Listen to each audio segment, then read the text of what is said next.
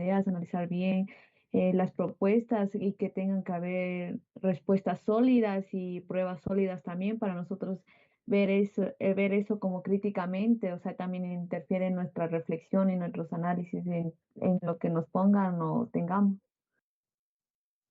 Gracias, Melanie. Emily. Sí, el pensamiento crítico más que nada sería una capacidad de analizar y reflexionar para no quedarnos con lo que nos dicen los demás, sino más bien llegar a una conclusión de si está o no bien mediante em, una razón lógica.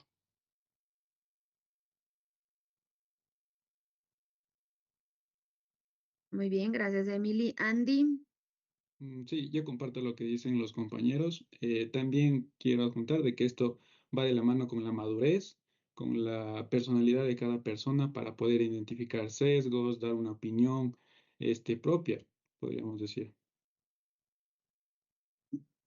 Gracias, Andy. Mateo.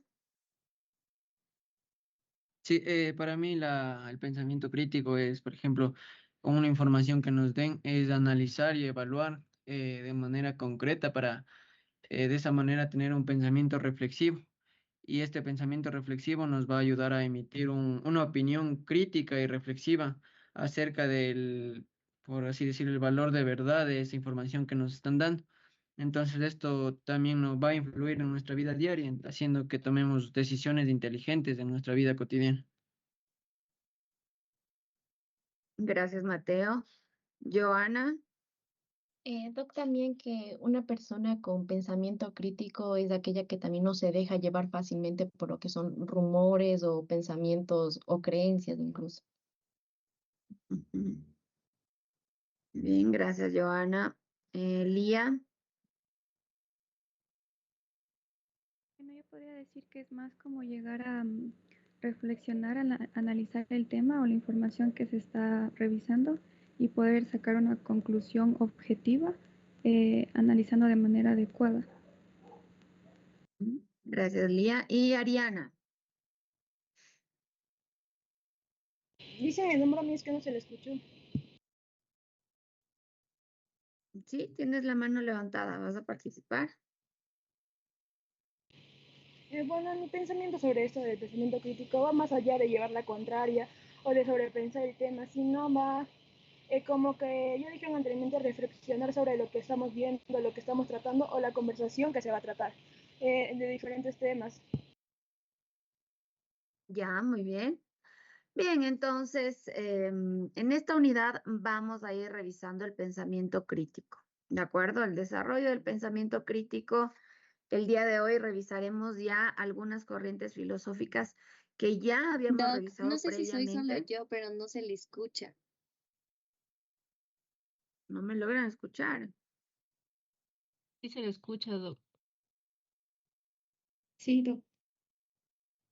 Ok, entonces debe ser algún problema de tu internet.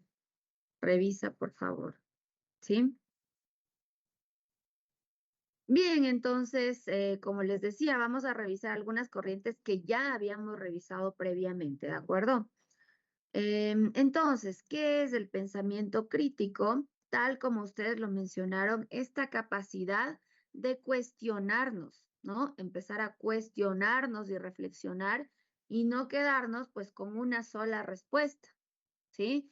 Y además debatir. El pensamiento crítico nos permite debatir, ¿sí? Al reflexionar, al cuestionarnos, investigamos. Y cuando investigamos, pues determinamos si un argumento es verdadero o es falso, ¿sí? Entonces, vamos a ir revisando el pensamiento crítico y algunas corrientes filosóficas, ¿sí?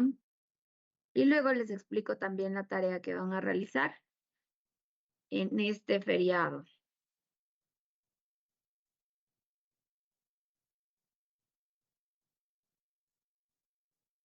Permítanme.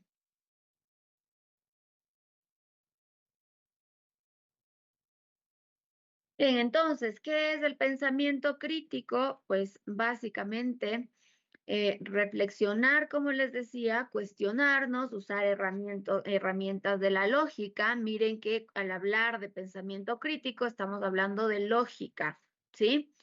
Y de esta manera, al hablar de reflexión, hablamos también de filosofía para analizar los argumentos, ¿verdad? Analizar y evaluar argumentos, cuestionar normas y decisiones y fundamentar además con lógica y evidencia. Entonces, integra razón, experiencia y valores, ¿sí? Y ustedes miren como juristas, como abogados y abogadas, necesariamente deben aprender a argumentar, a cuestionar y fundamentar, ¿sí? Y tenemos algunas corrientes, miren que yo les dejé pues el uso práctico de estas corrientes ya en el ámbito jurídico, ¿sí? Entonces tenemos el racionalismo. ¿Qué es el racionalismo? ¿Recuerdan? Ya habíamos revisado estas corrientes. ¿A quién se le considera el padre del racionalismo? Elizabeth.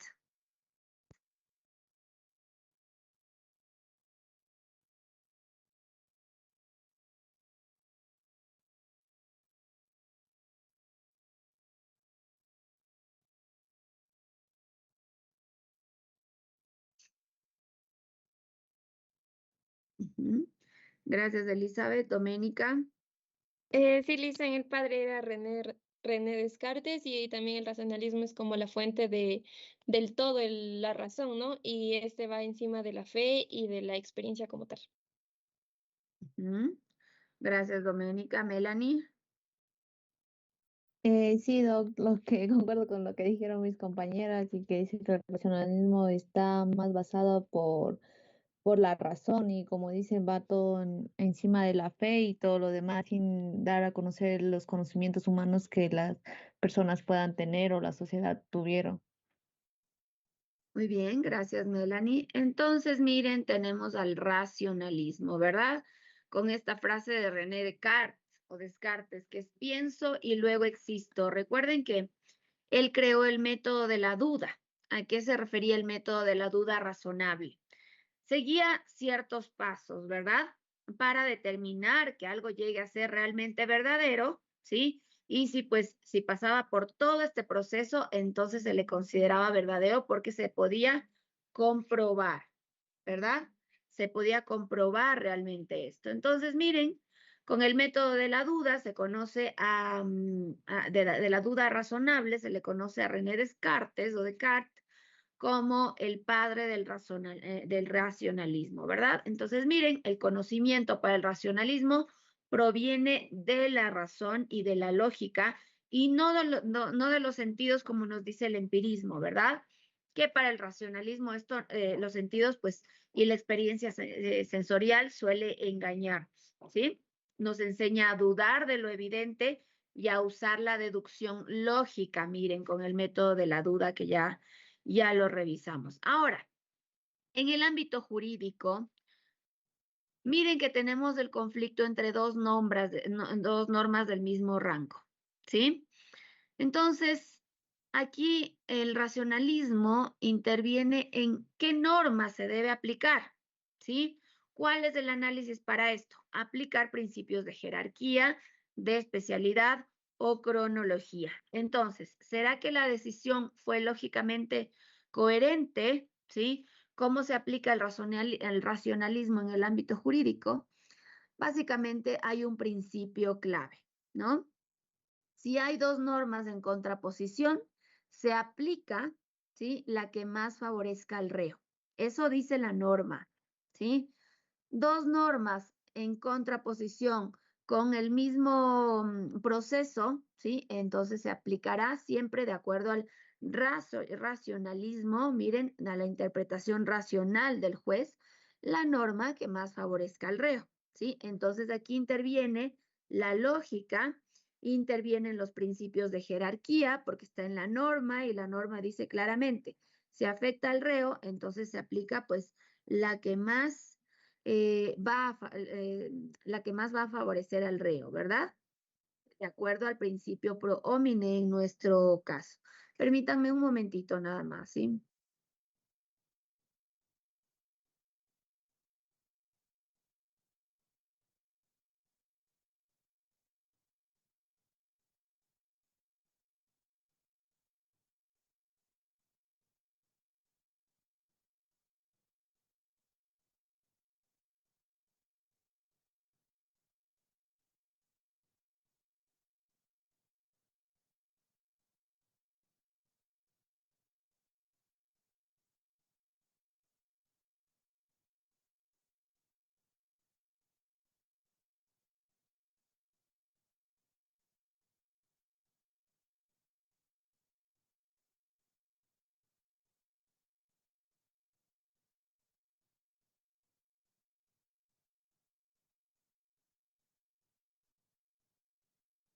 Entonces, como les decía, el racionalismo en el ámbito jurídico, miren, yo les dejé este ejemplo, ¿no? Los principios de jerarquía, especialidad o cronología. Quiere decir que si hay dos normas, ¿sí? Entonces se va a aplicar dos normas en el mismo proceso, se aplica la que más favorezca al reo. ¿Por qué? Porque eso dice la norma, ¿verdad? Entonces estamos utilizando un principio de especialidad, ¿sí? Dice la norma que efectivamente, si se afecta al reo, entonces se aplica la otra, la que más le favorezca, ¿cierto? Bien. Tenemos el empirismo. ¿Qué era el empirismo? ¿Quién me ayuda? Mateo.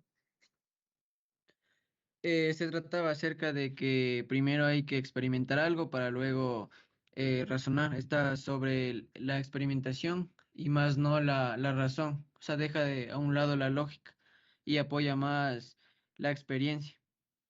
Ya, gracias, Mateo. Elizabeth.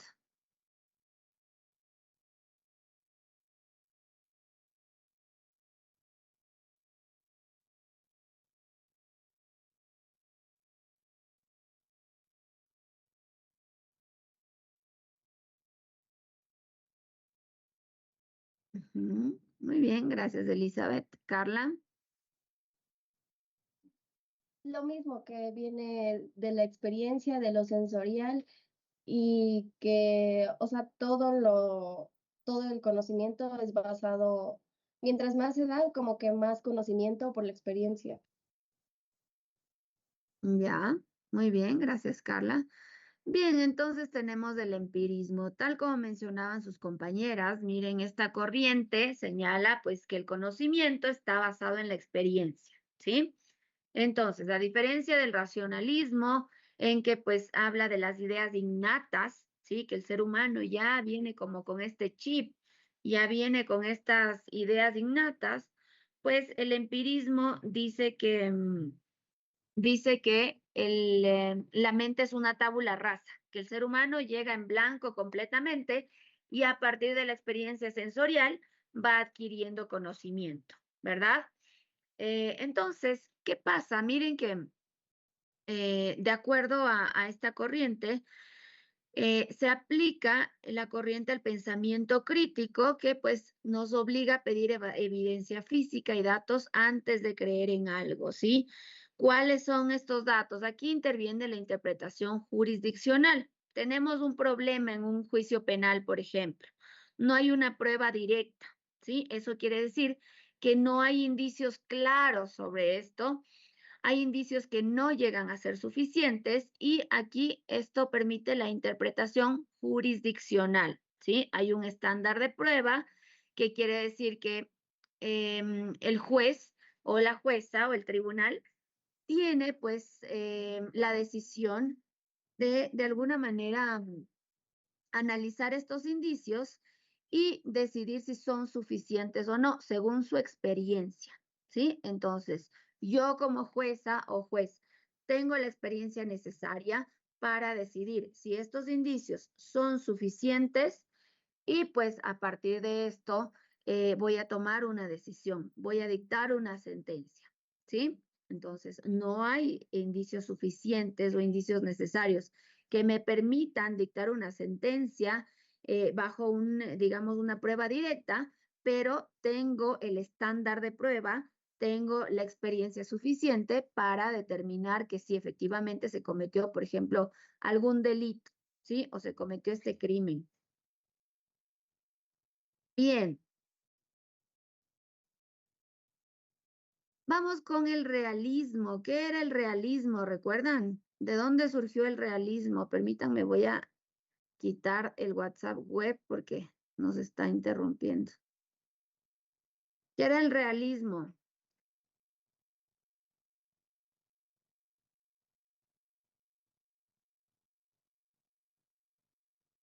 Marcela. El realismo es las cosas en sí de lo que existe, de lo que pensamos o lo que sentimos, y el representante de esta corriente es Aristóteles. ¿Por ¿Por qué Aristóteles? ¿Recuerdas? No, Ok, Marcela. Carla. Porque Aristóteles afirmaba que la realidad existe, pero de manera objetiva, y que las cosas existen independientemente de nuestra mente. Exacto. Todo existe independientemente de nuestra mente, ¿verdad? La materia existe antes de que la mente lo cree, antes de que la mente la cree, ¿sí? Entonces miren que Sócrates y Platón eran discípulos, digo, Aristóteles y Platón eran discípulos de Sócrates, y pues Platón siguió una línea del idealismo, ¿sí? Hablaba de la teoría de los universales. Entonces decía que pues cuando la mente lo crea, entonces eso se convierte en materia, básicamente, a partir del idealismo. Entonces, ¿qué dijo Aristóteles? Estaba de acuerdo, miren, dijo, estoy de acuerdo con analizar al ser humano desde su virtud, desde su ética implacable, pero no es cierto que la mente crea la materia, ¿no? Sino que las cosas, los objetos existen antes de que la mente las cree, ¿verdad? Entonces, miren, así se creó el realismo con Aristóteles, y a partir de Aristóteles se creó la teoría de la causalidad. Recuerden que habíamos revisado estos varios factores de la causalidad, ¿verdad? Entonces decía que siempre para una causa, para un efecto, le precede una causa, ¿verdad? Entonces, las cosas existen independientemente de si las pensamos o no, ¿sí? Se enfoca en los hechos objetivos, tal como mencionaban sus compañeras. Entonces, miren, el derecho es lo que hacen los jueces, básicamente. Ya la norma existe, ¿sí? La norma existe antes de la interpretación jurisdiccional, según la corriente realista. Es importante el contexto social, pero el análisis práctico de las sentencias, porque las sentencias ya existen, la norma ya existe. Lo que tiene que hacer el juez básicamente es aplicar la norma desde esta interpretación jurisdiccional, pero no es igual a la corriente anterior que habíamos revisado, que pues cuando no hay pruebas suficientes, ¿sí? Cuando no hay un contexto, cuando no hay una prueba directa en un juicio penal, entonces le corresponde al juez, según su experiencia, analizar el caso, ¿verdad? Y dictar sentencia. ¿Qué dice el realismo? Ya la norma existe, ¿verdad? Entonces, miren, yo les dejé aquí una problemática. ¿Por qué cambia la decisión entonces? Porque hay una aplicación desigual de una misma norma en distintos tribunales. Esto básicamente se da en la justicia ordinaria, ¿sí? Cuando se presenta, por ejemplo, un caso y luego se lleva a una acción de protección, digamos. Ya sale de la justicia ordinaria y pasa a la Corte Constitucional en este caso, ¿sí? Entonces, ¿por qué se cambia la decisión? ¿Por qué hay diferentes recursos? Por ejemplo, aquí se aplica el recurso de apelación, el recurso de revisión de sentencia, el recurso de casación, ¿verdad? El de revisión ya es pues lo último. Entonces, miren, esta corriente dice, sí, efectivamente, hay un cambio de decisión por la interpretación jurisdiccional, pero lo que tiene que hacer el juez básicamente es centrarse en la norma y aplicarla, ¿de acuerdo? Entonces, miren, yo les dejé una pregunta aquí que dice, ¿es el derecho predecible? Según esta corriente, pues el derecho sí es predecible, ¿no? Porque ya está la norma y el juez lo que hace es aplicarla. Ahora, la problemática está en por qué se cambian estas decisiones. Básicamente en la realidad, sobre todo aquí en Ecuador, miren que hay un conflicto con la justicia, ¿no? La justicia se codea con el narcotráfico y con grupos delincuenciales, entonces por eso falla realmente, ¿sí? Por eso hay, de acuerdo a esta teoría del estructural funcionalismo, falla, ¿no? Hay un problema grave. Pero no, según la corriente del idealismo, no tiene que ver con la norma como tal, ¿sí? Porque la norma existe y basta interpretarla. Y tenemos el idealismo. ¿Cómo surge el idealismo? ¿Quién me ayuda?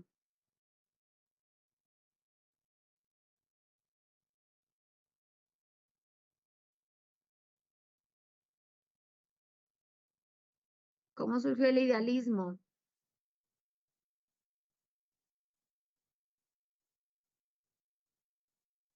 Cintia.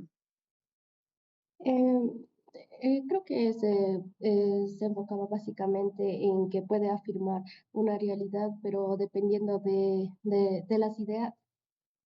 Creo que fue en la antigua Grecia, ¿verdad? Que nació, pero conjuntamente estaba con Platón. Ujú, exacto, muy bien, Cintia. Fue con Platón, ¿verdad? Y ya les había comentado esto de la teoría de los universales o la teoría de las ideas, que dice pues que básicamente la realidad está determinada por las ideas. Esto contrapone a las corrientes anteriores, ¿verdad? A lo que planteaba pues, a lo que planteaba Aristóteles, a lo que planteaba también, miren, Soren Kierkegaard, ¿sí? Que dice que pues realmente primero existe la materia antes que la mente lo cree. Ahora, el idealismo básicamente señala que no es así, que pues la realidad siempre va a estar determinada, miren, por la idea, por nuestras ideas y por la mente, ¿verdad? Entonces, el mundo para el idealismo es cómo lo interpretamos, ¿sí? No es, digamos, no existe primero algo material y luego pues lo crea la mente, sino que primero lo crea la mente y luego existe, ¿sí? Ahora, en el ámbito jurídico, con el idealismo nos enfocamos en los derechos humanos, ¿sí? En los derechos humanos, en la aplicación de estos derechos, por ejemplo, en el constitucionalismo. Yo les hablaba de las garantías que protegen los derechos también. Y tenemos un caso que es la restricción a la libertad de expresión. ¿Cuál es el problema?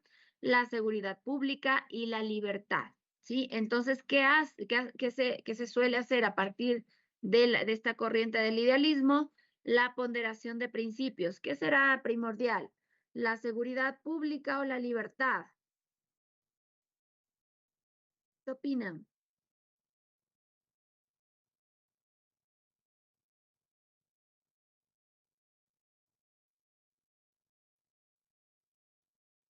Bien, en el ámbito jurídico tenemos bienes jurídicos protegidos, ¿sí? Y que pues están en un rango, digamos, de mayor a menor, ¿no? ¿Cuál es el bien jurídico protegido más importante? ¿Cuál creen ustedes que será el bien jurídico protegido más importante, Mateo? La vida. Correcto, Mateo. ¿Me recuerdas que tienes un punto extra, de acuerdo? Permítanme.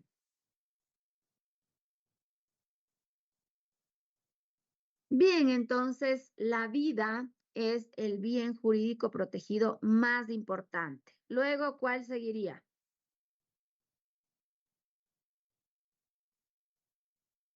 Mateo, La libertad. correcto. La libertad, Mateo, me recuerdas que tienes un punto extra. Entonces, la vida y la libertad, miren, son los bienes jurídicos más importantes, ¿no? Los que el Estado debe garantizar y proteger a toda costa. Ahora, ¿por qué la libertad? Miren que este es un ejemplo claro lo que está pasando actualmente con Aquiles Álvarez, ¿verdad? ¿Qué pasó con Aquiles Álvarez?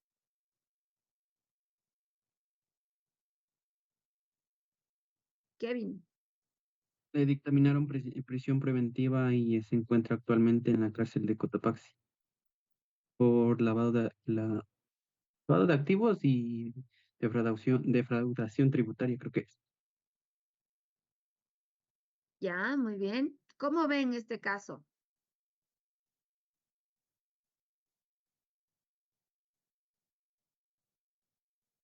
Ingrid. Considero que es una jugada del Estado para, como podría decirlo, para silenciarlo, ya que él es uno de los mayores opositores y considero que esto es una clara vulneración o lo están persiguiendo políticamente, considero. Gracias, Ingrid. Melanie. Sí, hay dos partes como que dicen eso de que le están persiguiendo, que por él es algo para el Estado perjudicar todo eso. pero también nos explica cómo le encontraron con bastante cantidad en su domicilio y aparte él tenía que estar con un grillet que más arriba del talón y ese día cuando le fueron o sea, detener, él no tenía eso. Y entonces eso ya está por eso, ya es como dices, un delito y como ahí entraría otra cosa. Él tenía que estar con eso y él había dicho que él sí estaba y aparte ahí entró también el otro que está condenado, que es Daniel Salcedo, a decir que, o sea, que él le había revelado a Aquiles. Por eso, y Aquiles reafirmó que por eso él estaba en la cárcel por él, o sea, ni siquiera negó lo que él tenía bastantes cantidades de dinero y no estaba ni siquiera puesto lo que ya le habían puesto ese grillet, él no tenía ni eso. Bien, gracias, Melanie. ¿Alguien más? ¿Qué opinan con todo lo que sucedió? Que a la par, miren, a la par se nombró al exdirector de rentas internas como encargado del Consejo de la Judicatura, ¿verdad? ¿Qué opinan?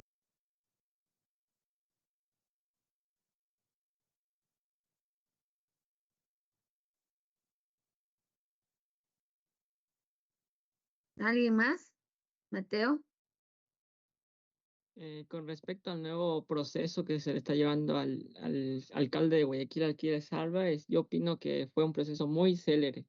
Es decir, la justicia en este caso actuó de forma muy, pero muy rápida. El 12 de febrero se tuvo según el expediente, hay una persona protegida que era amigo de Aquiles Álvarez, según él, y él dio una declaración enseñando todo lo que según él, o lo que se supone, hacían el lavado de activos y contrabando de combustible. Entonces, del, no me acuerdo, creo que del 26 de enero, algo así, él dio su declaración y ya en un mes máximo ya tienen la aprehensión de Aquiles Álvarez. Algo que también es fundamental aquí señalar es esta ventaja o la ventaja que tuvieron la fiscalía al encontrarlo aquí les habla de sin su grillete electrónico, es decir, es algo muy, pero muy grave lo que sucedió con el grillete electrónico, ya que este no puede ser quitado ni siquiera para cargárselo. Es decir, esta falacia que dio el doctor de Aquiles Álvarez es muy grave y no está sustentada jurídicamente. Entonces, esto fue algo positivo para la Fiscalía para dictar medidas sustitutivas y para que él esté preso ahora. Yo considero que si él no estuviera con grillete o seguiría estas medidas, él estuviera libre o estuviera con medidas sustitutivas, ya que en el caso de AAA, que es un caso muy aparte a este caso, es decir, está siguiendo dos casos apartes por lo mismo, es decir, por casi completamente lo mismo. Aquí entraría esta norma de no se juzga a una persona por dos cosas a la vez, algo que no se ha visto. Y hablando también eh, de esta persona o de este estudiante de derecho que está presidiendo el Consejo de la Judicatura, un estudiante de derecho estuvo al frente del SRI, del Servicio de Rentas Internas, y que es muy apegado al gobierno de Daniel Noboa, es también algo muy preocupante, ya que ahora sí se captó todos los entes o todos los lugares jurídicamente protegidos que son parte de una sociedad de derecho. Es decir, Daniel Noboa y todos sus secuaces ahora sí captaron a todo el Estado. Gracias, Mateo. Bien, empecemos por el Consejo de la Judicatura. El Consejo de la Judicatura está totalmente viciado, ¿no? Marcado por la corrupción y algo que es muy cierto de lo que comentas es que un Estado de derecho, un Estado constitucional de derechos debe tener independencia de funciones, ¿sí? Deben ser totalmente independientes, es decir, función ejecutiva, legislativa, judicial y pues estas otras dos que tenemos, ¿verdad? ¿Cuáles son las otras dos funciones? ¿Quién me ayuda? Mateo. El electoral y Consejo de Participación Ciudadana y Control Social. Correcto. Muy bien, entonces miren que deben ser totalmente independientes, sobre todo la justicia, ¿sí? Sobre todo la justicia, y ese es el grave problema, porque miren, sacan a un corrupto para poner a otro peor, ¿sí? Que va de la mano con con el gobierno de turno y que además condonó más de 98 millones de la nada, ¿no? Al grupo Novoa, ¿sí? Entonces, luego pasó como a 14 millones y luego de pronto como a 4 o 3 millones, no recuerdo bien. Pero entonces, miren, no se justificó para nada. Esto significa que hay un Estado, miren, que desde el gobierno de turno es corrupto, ¿sí? Y que nadie puede hacer nada. Entonces estamos cayendo ya en una dictadura, ¿sí? Porque cuando se controlan todas las instituciones del Estado, todas las funciones del Estado, ya no hablamos de democracia, ¿sí? Entonces, el caso de Aquiles Álvarez no es el único caso, ¿no? Ya se han dado casos de periodistas, de políticos, ¿sí? Que miren, de pronto, incluso de su propia, de la ex esposa de Daniel Noboa, miren que ella salió a reclamar este problema jurídico que tenía respecto de su hija, incluso lo denunció públicamente y de la noche a la mañana su familia apareció con un proceso judicial fuerte. Encerraron a su hermano, ¿no? Ahí, como dice Mateo, la justicia es bastante célere, ¿no? Ahí actúan súper rápido. Entonces, su hermano fue detenido, toda su familia pues está inmersa en un grave problema, ¿sí? Entonces, miren qué fácil, ¿no? Y pues, ¿qué pasa con Aquiles Álvarez? Primero, como les dije, el pensamiento crítico nos ayuda a cuestionar, a reflexionar y a investigar sobre todo, ¿sí? Revisen páginas de grupos civiles como Lupa Media, Checkmate, Fundación Aldea. Todos estos grupos son grupos apolíticos totalmente, no neutrales más bien, no apolíticos, neutrales, ¿sí? Que sacan cifras reales. Y dos de estas páginas ya evidenciaron que Aquiles Álvarez, al momento de la detención, Mateo estaba con el grillete, ¿sí? Que lo que hicieron es utilizar inteligencia artificial para quitarle el grillete, ¿sí? ¿Por qué? Porque incluso salió a dar una entrevista un encargado, no recuerdo bien, del EQ 911, determinando que no hubo ninguna manipulación del grillete, que no hubo absolutamente nada, ¿no? Entonces esta página determinó que efectivamente hubo uso de la IA para, pues en ese momento en la foto, quitarle el grillete, ¿no? Y esto causa conmoción. Entonces la gente cree el discurso del gobierno y dice, es que estaba sin grillete, quería escapar, ¿no? Entonces, eso es cuestionarnos, investigar a fondo, reflexionar, ¿sí? Y pues Aquiles Álvarez estaba con el grillete, tampoco se demostró que el dinero, miren, no sabemos realmente, porque la política es corrupta de por sí. No sabemos si hay algún entramado de por medio en este equipo de Barcelona o también en el caso Goleada, en el caso AAA. Lo que sí es cierto es que hubo una mala intervención, ¿sí? Una mala intervención policial. Esto quiere decir que no podían detenerlo, ¿sí? Y pues además, sí, se le está juzgando 2 veces por la misma causa, ¿sí? Entonces, tomando en cuenta esto, tomando en cuenta que sí estaba con el grillete, ¿qué debía hacer? ¿Cómo se debía fallar en esta audiencia? Pues con medidas sustitutivas, ¿sí? Medidas sustitutivas para pues que transcurra todo este tiempo de 3 meses para la instrucción fiscal, ¿verdad?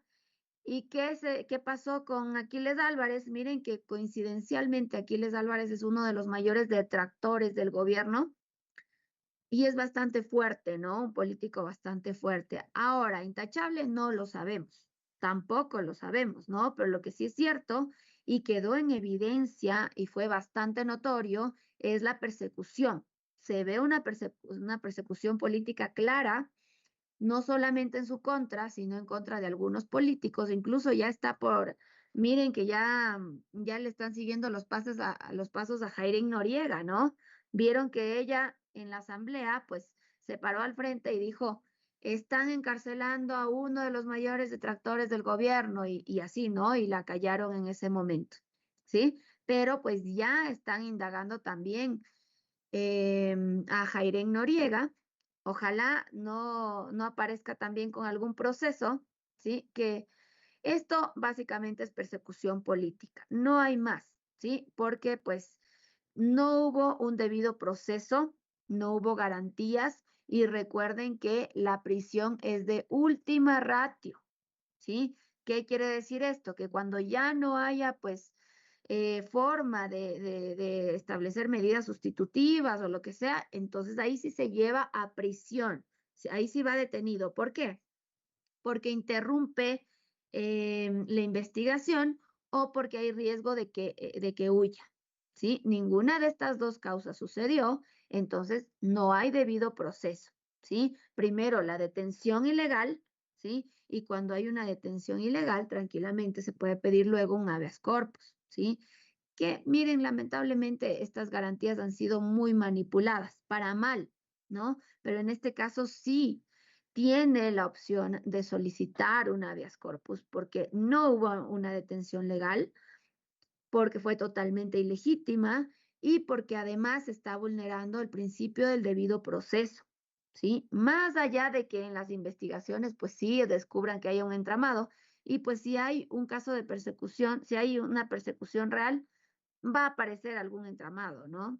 Entonces, ese es el grave problema, miren, de lo que está sucediendo en nuestra justicia. Aquí apareció también Alexandra Villasís, que pues debía asumir la presidencia del Consejo de la Judicatura si no estaba Godoy, y de la noche a la mañana apareció un impedimento para ejercer cargo público. Ella precisamente salió a decir, o sea, qué raro, ¿no? Que haya un impedimento en mi contra cuando en diciembre no lo tenía, en enero no lo tenía y desconozco totalmente por qué este impedimento jurídico. No dieron respuesta y pues el exdirector de de rentas internas asumió el cargo. Otro corrupto más, ¿no? Entonces es bastante lamentable lo que está sucediendo porque ya vemos persecución y represión por parte del Estado. Y eso es gravísimo, ¿no? Entonces, bien, continuemos. Miren que aquí tenemos un caso de derechos humanos, ¿sí? Otro caso de derechos humanos, pues tal como les comentaba y comentábamos la clase anterior, es los privados de libertad, ¿verdad? Entonces aquí se hace un análisis, hay una ponderación de principios y a partir de esto se analiza qué valor, qué principio debe prevalecer, ¿sí?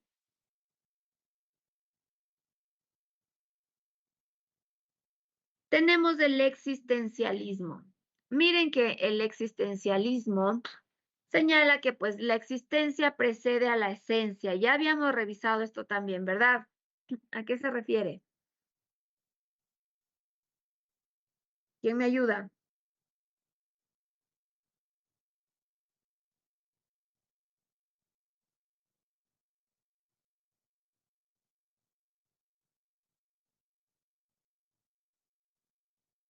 ¿Alguien que me ayude? Recuerden que ya habíamos revisado.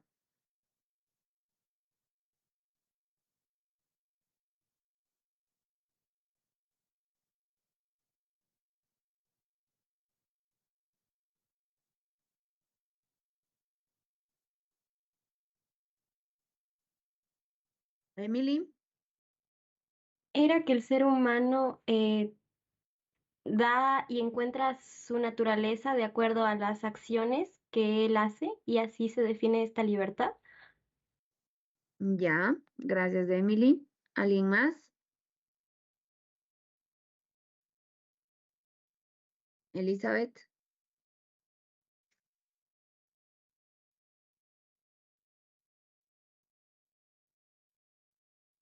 Correcto, ajá. Gracias, Elizabeth. Wendy. Si no me equivoco, es que cada persona va construyendo su significado, por así decirlo. Ujú. Melanie. Sí, el existencialismo es primero existe, luego se define, pero también esto es a base de qué acciones tengan para si son auténticas y después para ver si tienen la libertad libre y igual para ellos. Muy bien, gracias, Melanie. Entonces, miren que el existencialismo surgió con Soren Kierkegaard, ¿sí? Y esto debido, pues, a una experiencia traumática que él tuvo, que rompió su compromiso, ¿sí? Con alguien a quien amaba muchísimo. Y pues a partir de esto, él determinó que la vida se trata básicamente de elegir, ¿sí? La vida es de elección y decisiones. Y cuando tomamos decisiones, vamos construyendo nuestra existencia, ¿sí? Entonces, miren que a partir de esto, el existencialismo, esta corriente, se definió como esta existencia que va a preceder a la esencia, ¿verdad? Entonces, miren, no nacemos ya con un propósito claro, sino que nosotros somos quien creamos nuestro significado, nuestra esencia a partir de las decisiones. Entonces, no depende de la sociedad como tal, sino de nosotros, ¿verdad? Del individuo, entonces, de su existencia. Y aquí tenemos a su principal referente, que he olvidado incluirles aquí, y es Soren Kierkegaard, luego está Jean-Paul Sartre y Simone de Beauvoir. Simone de Beauvoir luchó muchísimo por los derechos de las mujeres, ¿sí?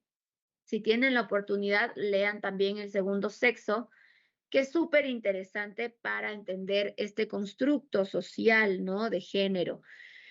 Entonces, bien, ¿cómo aplicamos esto al esta corriente al pensamiento crítico? Miren, fomenta la responsabilidad individual y el cuestionamiento de las normas impuestas por la sociedad, ¿verdad? Y aquí tenemos la libertad, ¿sí? Tenemos este derecho a ser libres, pero también la responsabilidad individual. Es decir, tenemos normas dentro de la comunidad, hay una estructura jurídica que debemos respetar, ¿verdad? Por un lado está la autonomía de la voluntad y la responsabilidad penal, ¿sí? Nada me impide a mí, pues, ir y, digamos, cometer algún delito, ¿sí? Asesinar o torturar a alguien, ¿sí? Yo tengo la libertad de hacerlo, pero también tengo que darme cuenta que luego hay consecuencias, ¿sí? Si yo lo hago, hay consecuencias. Y una de estas consecuencias es la responsabilidad penal, ¿sí? Más allá de lo que cause el dolor a mi familia, a la sociedad y todo lo demás, también tengo una responsabilidad penal, ¿verdad? Entonces está en la libertad de elegir, según Soren Kierkegaard, según esta corriente, ¿verdad? Y entonces, miren, tenemos también estas normas impuestas por la sociedad. Ahora, ¿qué dice esta corriente? Miren, se basa en 3 pilares, ¿no?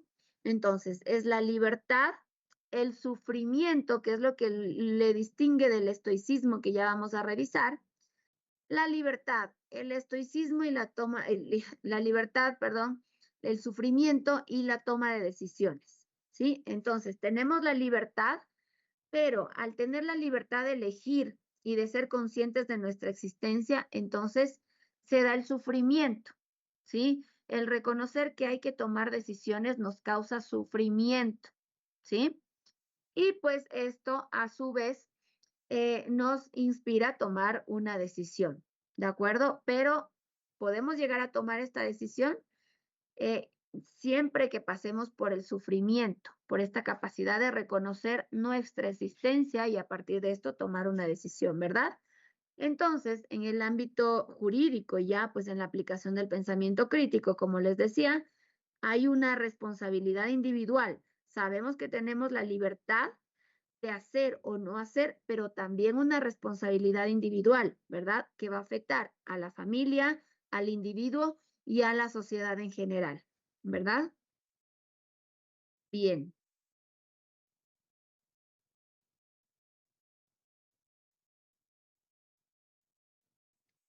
Y tenemos el estoicismo. El estoicismo no hemos revisado todavía. ¿Alguien ha escuchado del estoicismo? Que es una corriente que se está utilizando mucho actualmente, ¿verdad? Elvia. Se habla del estoicismo como cuando las personas dividen esto en 2 cosas, las cosas que controlamos y las cosas que no. Se dice que mayormente las que no controlamos provienen de la naturaleza y las que controlamos ya son cosas que pasan. Entonces dice que nosotros no debemos de acongojarnos por aquello que no controlamos, debemos de dejarlo ser y no preocuparnos porque de una u otra forma esto va a pasar, no podemos evitarlo. Y de ahí viene una frase que dice memento mori, que es recuerda que vas a morir. Exacto, muy bien, gracias, Elvia. Mateo. Esto se basa en que no controlas lo que sucede, sino cómo respondes. Por ejemplo, en una situación incómoda, tú no puedes controlar esa situación incómoda, sino que puedes controlar tus emociones y tus sentimientos para responder de una buena manera. Entonces, esto se basa en que hay dos cosas. Una es lo que lo controlas y otra lo que no controlas. Lo que controlas son pensamientos, emociones, tus ideas, cómo te expresas. Y lo que no controlas puede ser, como dijo mi compañera, cosas de la naturaleza, el clima, cosas así. Ujú, muy bien, gracias, Mateo. Carla. O sea, en sí, como tiene como objetivo también la ataraxia, o sea, la tranquilidad del alma y vivir conforme a la razón. Y decía que hay que vivir, o sea, serenos y no preocuparnos por el destino, sino tomarlo con tranquilidad. Exacto, muy bien. ¿Han escuchado de la resiliencia? Cuando dice que la persona es muy resiliente, ¿a qué se refiere esto? Ingrid. Que a pesar de las adversidades sigue luchando, sin rendirse. Bien, entonces, el estoicismo surgió, miren, con un esclavo romano, ¿no? Que fue Epícteto, ¿sí? Entonces, él, a pesar de todas las adversidades, señaló, pues, efectivamente, que lo único que podemos controlar son nuestras acciones, nuestras decisiones y nuestra actitud frente a la vida, ¿sí? Y esto involucra también, pues, esta frase que mencionaba Elvia, memento mori. En algún momento, permítanme un momentito.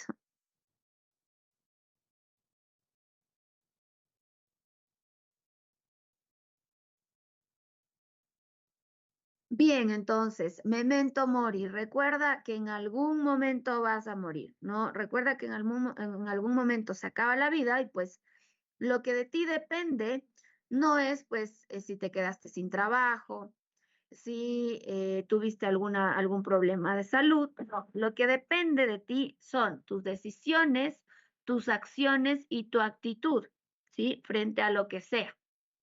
Y un ejemplo de esto muy interesante y que pues les voy a enviar a leer es este libro de Viktor Frankl que se llama El hombre en busca de sentido. ¿Alguien ha leído este libro?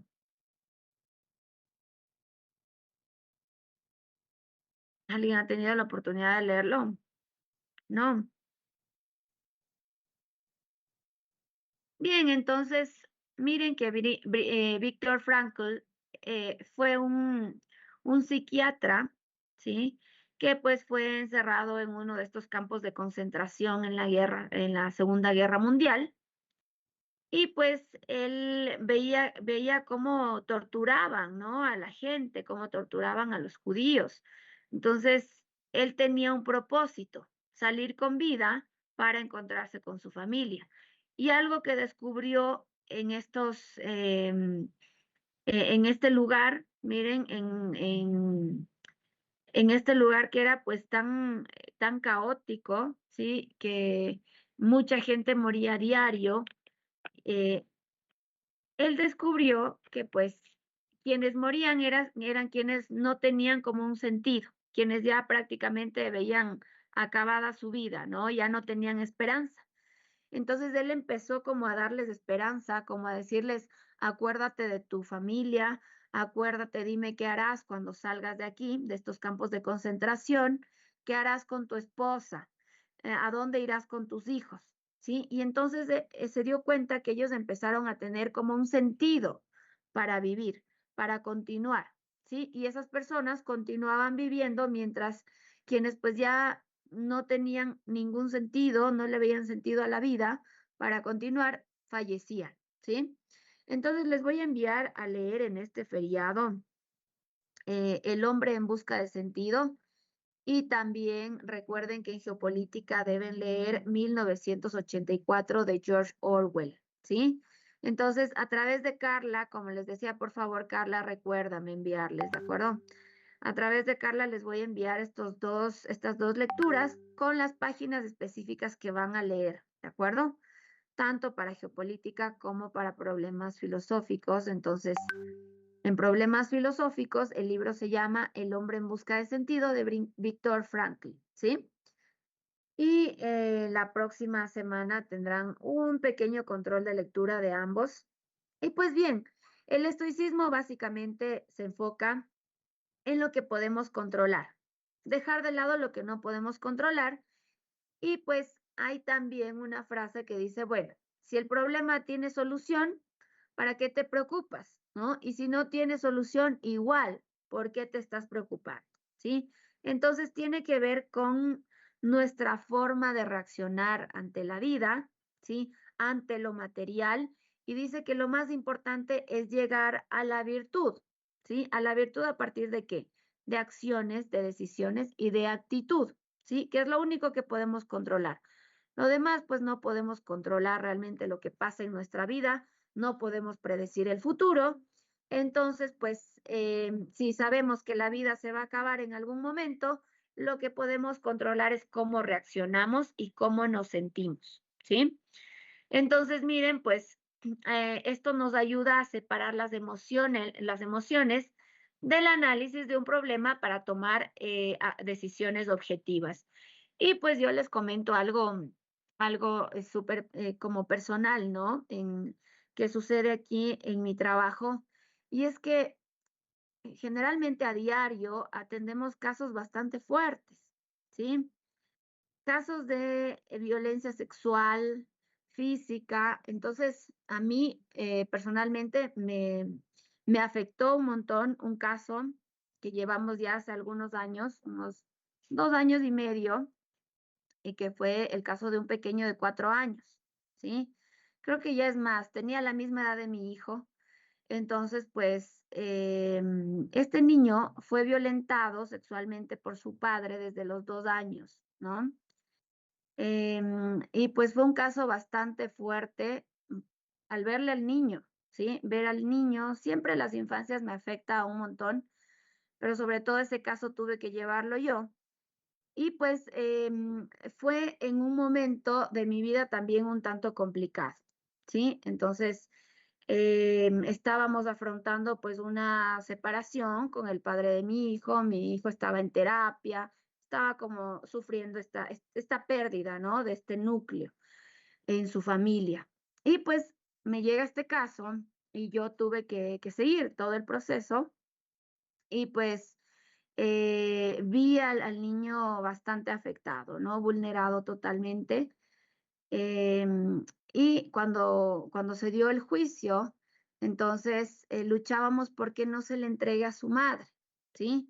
Porque lamentablemente su madre no fue la que no denunció esto, sino denunciaron desde el centro de atención infantil, desde la guardería del pequeño, ¿sí?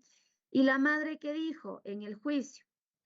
Ahí recién lloró, ¿no? Pero no lloró por el niño, lloró por su esposo, porque dijo que el niño le había provocado a su pareja, al padre biológico, ¿no? Entonces yo luché un montón para que la madre no le lleve al niño, ¿no? Tenía 2 hijos más, uno me parece que era de 9 años y otra nena de 12, y pues lo que hicimos como organización es luchar para que primero se encierre a este tipo, se cumpla la condena, ¿sí? Se cumpla con esta sentencia, pero además para que no se le lleve al niño con esta señora, ¿no? Con su madre. Lamentablemente fracasé en el intento y el niño fue entregado a su madre. Entonces fue terrible para mí, me afectó un montón, sobre todo por el proceso por la situación que estaba viviendo también con mi hijo y porque afectar las infancias es afectar el futuro de todos, ¿no? Entonces miren este niño, ¿qué le espera? ¿Sí? ¿Qué le espera a este pequeño? Y no es solamente este caso, hay muchísimos casos y pues una justicia que no maneja bien este litigio estratégico, que no tiene una conciencia clara de lo que significa justicia realmente, ¿sí? Y no hay esta valoración ni ponderación. Entonces le entrego a la mamá y sabrá ella qué hace, ¿no? Ya está preso el delincuente, el criminal, y pues ahí queda, ¿ya? Entonces no basta con eso. Y cuando ustedes sean abogados y abogadas, pues procuren manejar muy bien el litigio estratégico, ¿no? No solamente por cobrar honorarios, ni decir, bueno, pues ya tengo tantos casos y este sigue. No, debemos procurar, miren que el derecho es una carrera bastante noble y es social, ¿sí? Entonces depende mucho de nosotros ayudar. Un buen abogado o abogada también no es quien tiene más casos, sino quien maneja un buen litigio estratégico, ¿sí? Y lo hace también desde la ética. Entonces, no basta con decir, por ejemplo, en mi trabajo no me pagan por casos, ¿sí?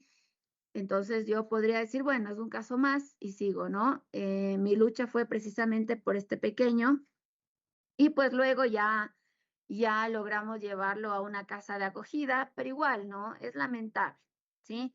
Es lamentable cómo afecta el sistema en general a las infancias, ¿sí? Y a la sociedad. Por eso yo les decía, no basta con decir, este niño pues ya tiene conciencia, entonces tiene que cumplir la condena, ¿no? Porque son niños, miren, que constantemente han visto violencia, ¿no? Que no conocen el amor, que no conocen realmente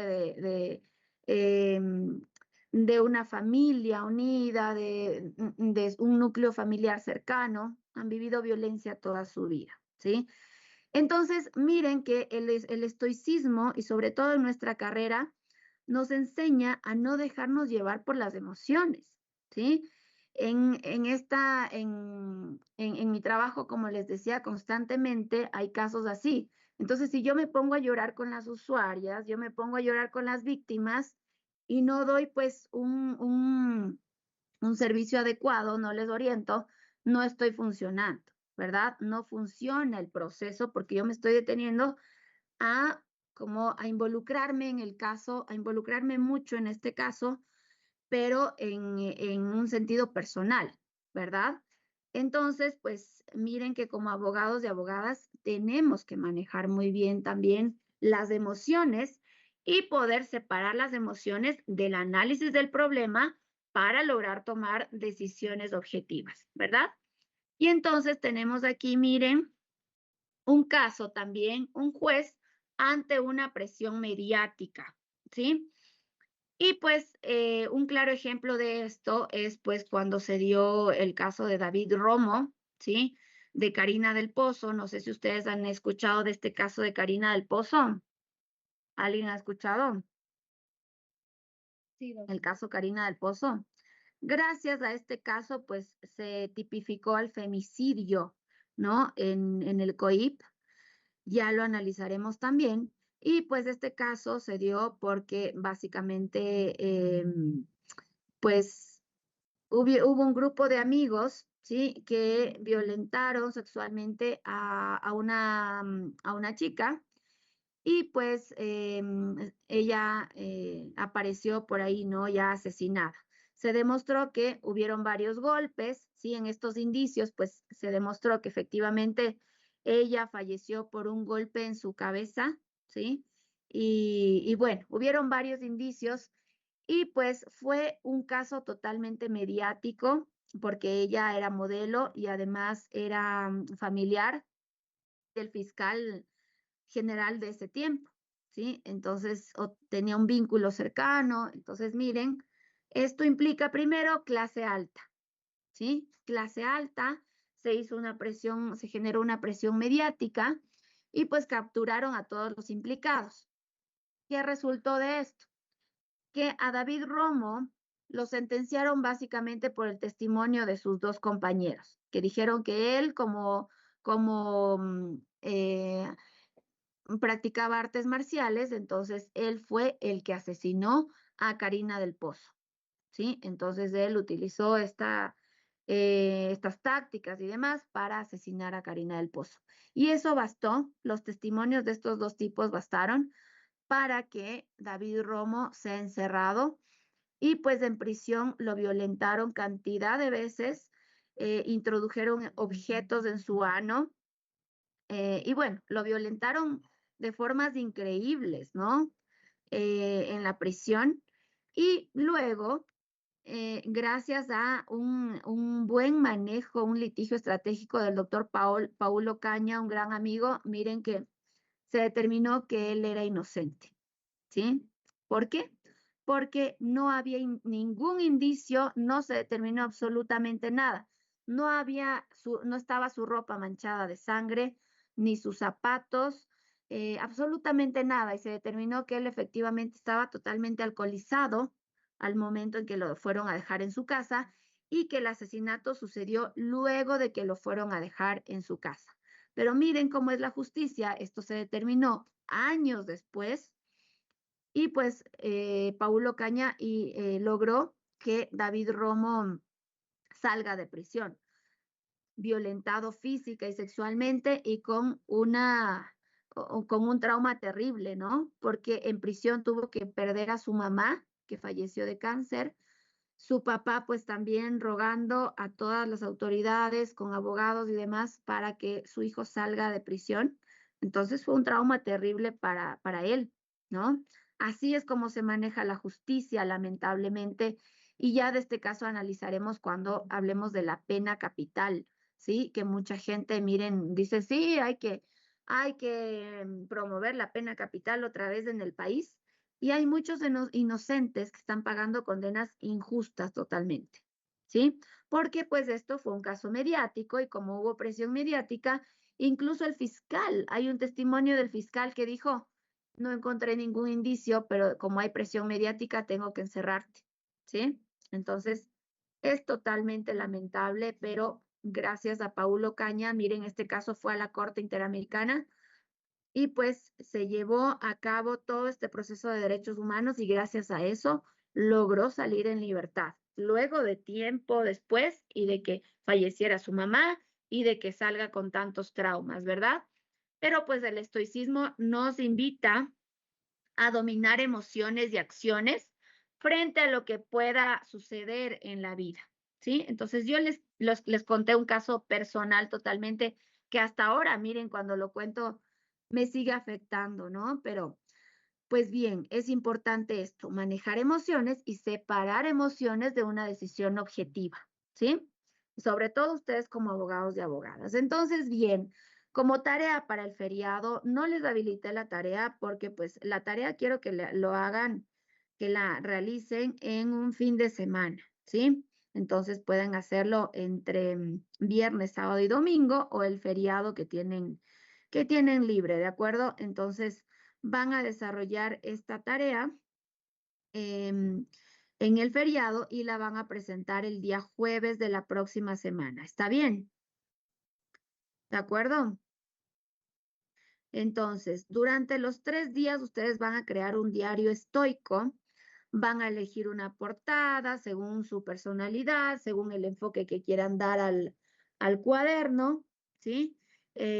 Yo preferiría que lo hagan a mano, pero pues si no pueden hacerlo, entonces lo hacen en cualquier plataforma, ¿sí? No en Word, porque van a diseñar su cuaderno, ¿sí? No en Word, pueden hacerlo en PowerPoint si prefieren, o en cualquier otra plataforma, ¿sí? Que identifique pues su personalidad, que hay desde la portada, ¿no? Que tenga el enfoque que ustedes le quieran dar, totalmente personal. Van a incluir una cita general, ¿sí? Al inicio incluyen una cita general que defina su personalidad y luego 4 objetivos diarios, ¿de acuerdo? Entonces, por día, ¿qué van a hacer? Incluir sus pensamientos, reflexiones, van a incluir también 4 objetivos, ¿sí? Van a incluir ejercicios y prácticas estoicas, puede ser un ejercicio y práctica estoica por día, ¿sí? Un ejercicio y práctica estoica por día y pues también van a analizar sus emociones mientras desarrollan estos pensamientos y reflexiones, van a establecer compromisos, ¿sí? Pueden establecer una meta clara y tienen que añadir una cita estoica por día, ¿de acuerdo? Esto en relación a lo que hemos conversado hoy en clase, investiguen un poquito más sobre el estoicismo y pues van desarrollando su cuaderno. Es básicamente un diario de 3 días, ¿sí? ¿De acuerdo? ¿Tienen alguna inquietud? Ya les voy a modificar la fecha. Entonces, jueves es 19, ¿verdad?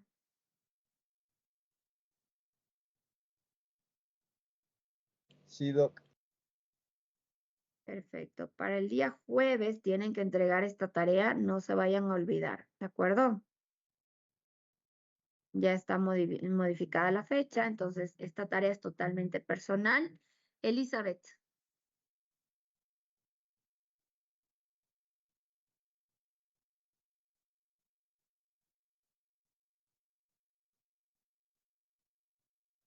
¿Sí? Sí, puedes hacerlo. Ahora, para enviar pueden escanear y subir a la plataforma, ¿de acuerdo? Ujú. Bien, ¿alguna inquietud, preguntas? ¿No? Perfecto. Entonces nos vamos a quedar hasta aquí.